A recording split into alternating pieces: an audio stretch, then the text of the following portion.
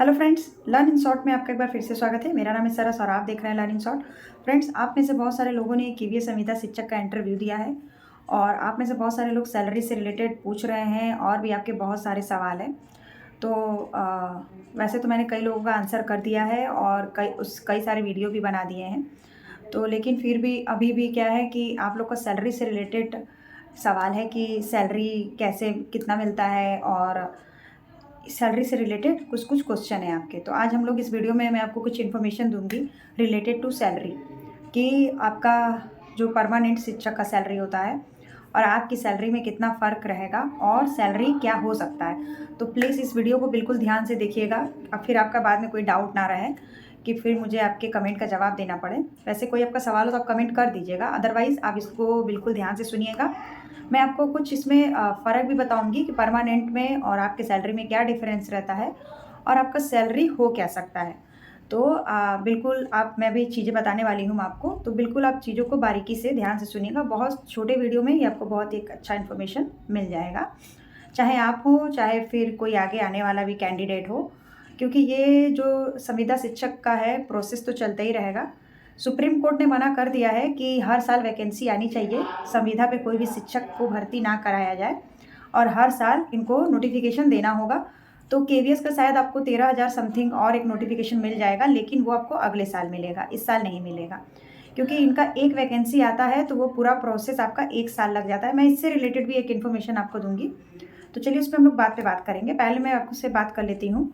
तो देखिए फ्रेंड्स, इसमें पीआरटी, टीजीटी, पीजीटी और आपका yoga instructor, counsellor, special educator और बहुत सारे लोग, बहुत सारे teacher, physical education, computer teacher, बहुत सारे टीचर की भर्ती आती है, आपको पता ही है।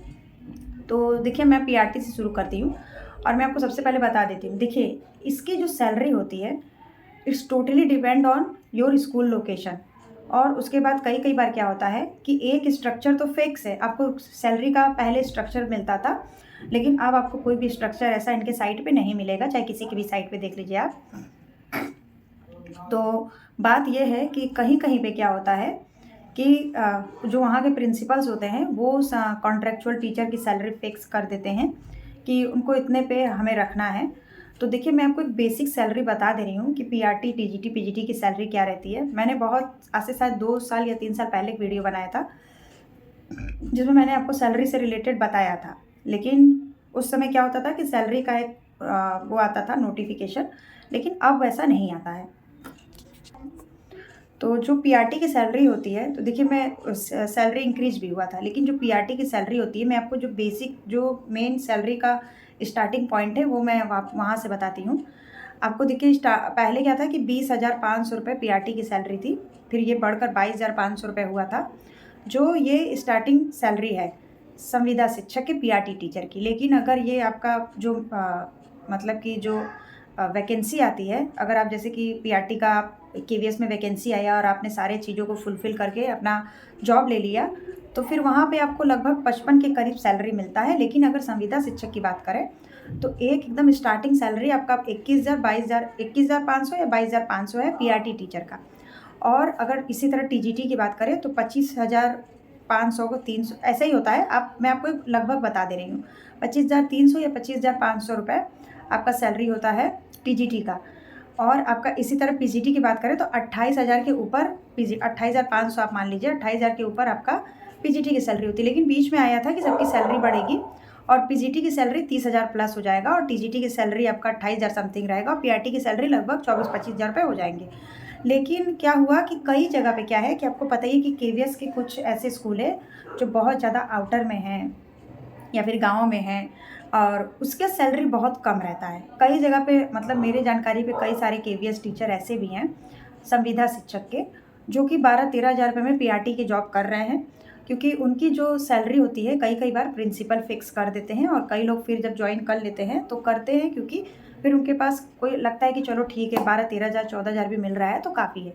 लेकिन अगर एक स्टार्टिंग पॉइंट ऑफ सैलरी की बात करें तो 22,500 रुपये, मैं आपको 25,000 24,000 नहीं बताऊंगी जो बड़ा था, क्योंकि कोई मतलब नहीं है। 22,500 रुपये आप मान कर चलिए, ये एकदम स्टार्टिंग पॉइंट का है। 21,500 या 22,500, ये शायद कई जगह पे 3,000 समथिंग भी होता है, सॉरी 21,350 रुपये ऐसे भी होता है। लेकिन मैं आपको एक मतलब वो बता दे रही हूँ कि 21,500, कई जगह पे 21,500, कई जगह पे 22,500 होता है। मेट्रो जो सिटी होती है, जैसे कि अगर आप यूपी में बात करें तो लखनऊ जो है वो मेट्रो सिटी हो गया है, और आपका जहाँ पे मेट्रोस चलते हैं जैसे कि दिल्ली, नोएडा, ये सब मेट्रो सिटी है, तो वहाँ की सैलरी थोड़ी ज़्यादा होती है। और जो थोड़े से आउटर में से होते हैं स्कूल, जैसे कई केवीएस आपको थोड़े से गाँव में मिलते हैं। अभी भी कई जगह छोटे-छोटे, जैसे छोटे-छोटे गाँव में भी अभी केवीएस ओपन हो रहा है, कई जगह पे ओपन भी हो चुका है। कई जगह पे आपको 8 तक ही केवीएस मिलेगा। तो वहाँ का भी क्या है कि कई जगह पे उनके जो मतलब मेन होते हैं, जैसे कई स्कूल के प्रिंसिपल होते हैं ज़्यादातर में, या फिर तो वही लोग एक सैलरी वो लोग अपना सैलरी स्ट्रक्चर तैयार कर देते हैं।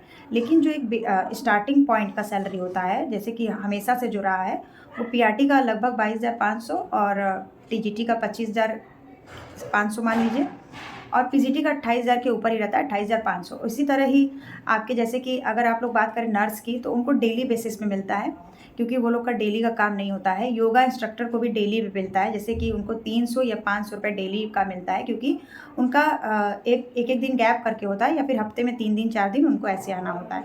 तो इस तरह का होता है। फिर फिजिकल टीचर का सैलरी, वो physical teacher as a TGT teacher होते हैं, आपको पता होना चाहिए, और कंप्यूटर टीचर भी as a TGT PGT teacher होते हैं, तो उनका भी सैलरी लगभग 30 के करीब होता है। कंप्यूटर इंस्ट्रक्टर का जो होता है, क्योंकि कंप्यूटर टीचर का पता ही है सैलरी ज़्यादा होता है आपको।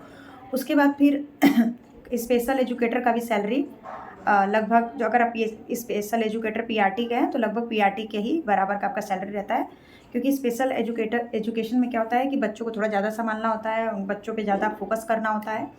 तो सैलरी टोटल जो देखिए डिपेंड होता है, वो आपके एरिया लोकेशन पे ही डिपेंड करता है, कि आप मेट्रो शहर पे हैं, या फिर आप लगभग मीडिएटर पे हैं, या जैसे कि नॉर्मल शहर होता है, एक मेट्रो शहर होता है, एक आपका थोड़ा सा टाउन हो जाता है, कस्बा वगैरह हो जाता है।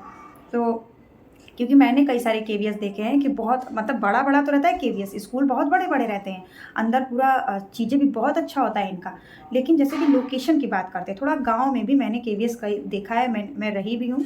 तो शहर में तो जो है सो है ही, क्योंकि कई सारे शहर के बहुत पुराने-पुराने स्कूल है, 25-25 साल पुराने भी केवीएस हैं, जो मैंने देखा हुआ है, जिनका इंफ्रास्ट्रक्चर काफ़ी पुराना हो चुका है, मेंटेनेंस जल्दी नहीं हो पाता है, लेकिन अब हो रहा है। और कई जगह पे क्या होता है कि अभी नए-नए बिल्डिंग बने हुए हैं, जैसे कि कई जगह पे गवर्नमेंट ने क्या किया हुआ है, मतलब केवीएस वालों ने क्या किया हुआ है कि वहाँ से स्कूल डायरेक्ट बंद करके दूसरे जगह पे पूरा इंफ्रास्ट्रक्चर उन्होंने तैयार किया है, कि बच्चों के लिए, मतलब जो विकलांग बच्चे हैं, या कैसे, मतलब कि जो जिस तरीके के बच्चे हैं, खेल-कूद का जगह पूरा इंफ्रास्ट्रक्चर ही बदल दिया है।